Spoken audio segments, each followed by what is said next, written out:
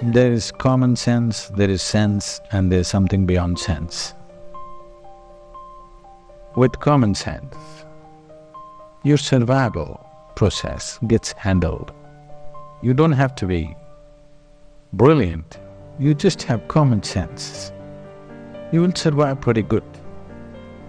You could turn out quite street smart.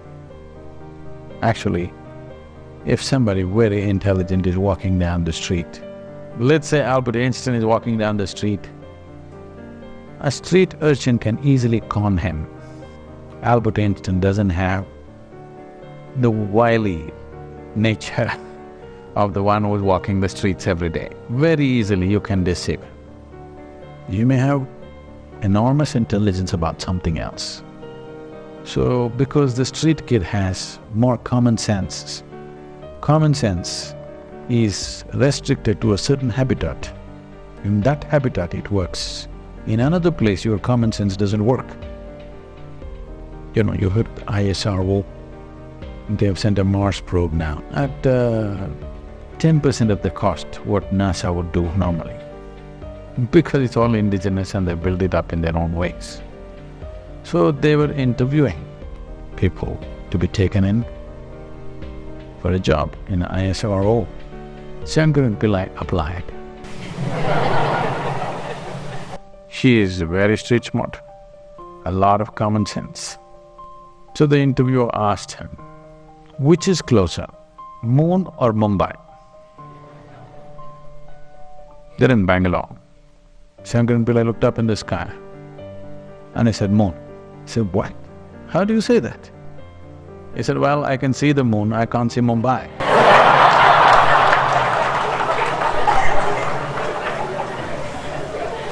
So, this kind of sense goes well in certain things. But if you want to transcend, you need a different kind of sense. This kind of sense is good on the survival mode. When you're on a survival mode on the street, this kind of sense works pretty good. If we try to go all over with this kind of sense, we'll become one big mess. So going beyond one's senses and knowing, why is it needed? It's not needed if you're thinking in terms of a need. If you're using the word need as whether it is necessary for my survival or not, it's not needed. But unfortunately, if you had come here as a chimpanzee, it's definitely not needed. But your tragedy is you have evolved into a human being. Wanting to live like a chimpanzee doesn't work. That's a whole problem. Human intelligence and awareness has come to a place where it cannot limit itself to the ambit of survival, it has to. Look, now what we're doing as a solution for this problem is not a problem, it's a possibility. Every possibility, those who are not willing to take on the possibility, for them it seems like a problem. It's a phenomenal possibility, but most human beings are treating it like a problem. So how they're solving the problem is, raise the bar of survival, keep on raising it. So what was your idea of survival 25 years ago? What was your idea of survival 15 years ago? What is your idea of survival today? It's raising the bar, isn't it? 2 meals a day was survival when you didn't have anything. If you had known that such a state, it's good to know those things. But now, maybe Mercedes is survival. In every different segment of society, survival has been raised to a place where billionaires are still struggling to survive among their community. Yes, I've had this opportunity at close quarters to see multi-billionaires, but still beggars. Every day, their mentality, their mindset is just that of a beggar who sits on the street and thinking, okay, what is today? How many more pennies can I gather? It's the same stuff. It's just the numbers have increased, but the experience of life is still the same. Because you raise the bar of survival. Now, your whole life, it doesn't matter what you do, still goes in survival. Everybody, I won't fix this for you. In your life, you must fix it. How much is survival? You must fix it somewhere, now. Not after 25 years when you get there, no. Now we must fix, this is my survival, then what do I want to do? My survival is taken care of. What is it that really matters to me in my life? Whatever that is. If we don't structure our lives like this, forever you will be fighting with phantoms. Why I'm saying you're fighting with phantoms is, in other countries, where the bar of survival has not been raised so high, people can change the course of their life when they wish. I find in the most affluent nation on the planet, everybody is enslaved for 30 years minimum. Their house loan is for 30 years, car loan is for 5 years, another thing is something, their insurance, this. They just fixed. Tomorrow morning if they find something really compelling that they want to do, they cannot do, they can only do it after 30 years. We did not come to affluence for this. The idea of affluence is you have the freedom to change the course of your life, do what you want to do. You don't have to be stuck with what you thought was the best thing when you were 20. At 20 you may think this is the best thing, at 40 the damn thing means nothing. If still the same things mean a lot to you, that means you're stuck. You're not growing, isn't it? A whole lot of people are stuck at 14, not even 20. Same things, still they're excited about somebody's body part, they're still very excited about… It's ridiculous. When you're 14, you were excited, I understand. When you're 45, 50, 60, you're still in the same bin. It's a tragic way to live. Because essence of life is that we are able to explore as much as we can when we live here, to know and experience everything possible that is there in this life.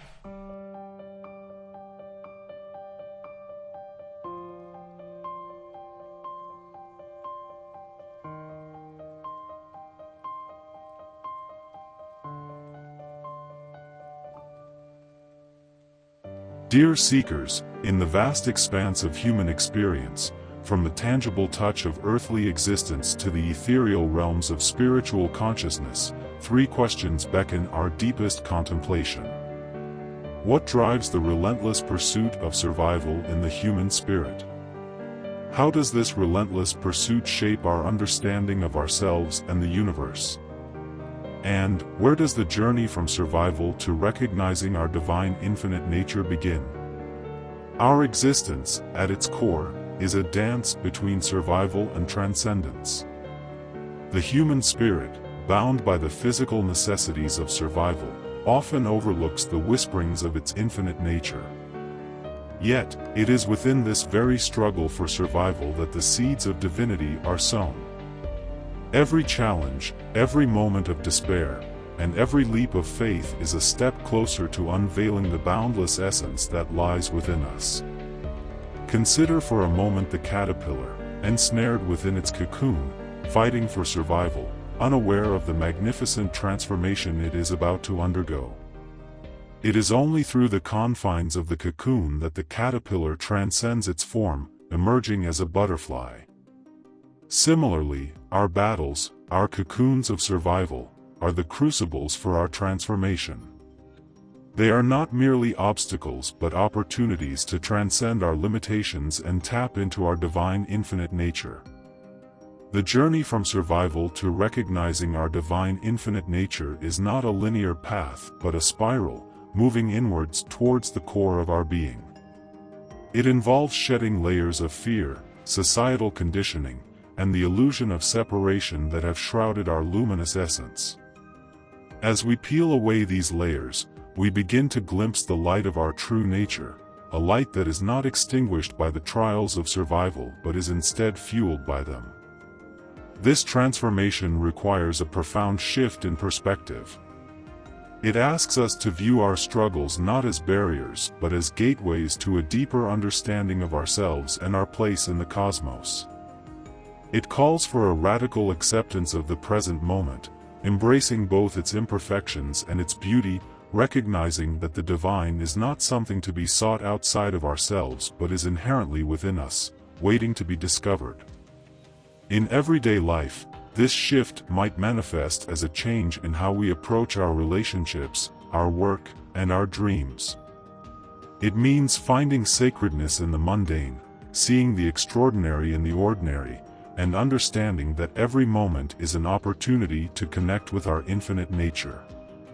It's about living with an open heart, a mind attuned to the whispers of the universe, and a soul ready to embrace its boundless journey.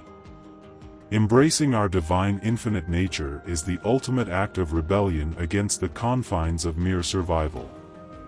It is a declaration that we are more than our bodies, more than our fears, and more than the sum of our experiences.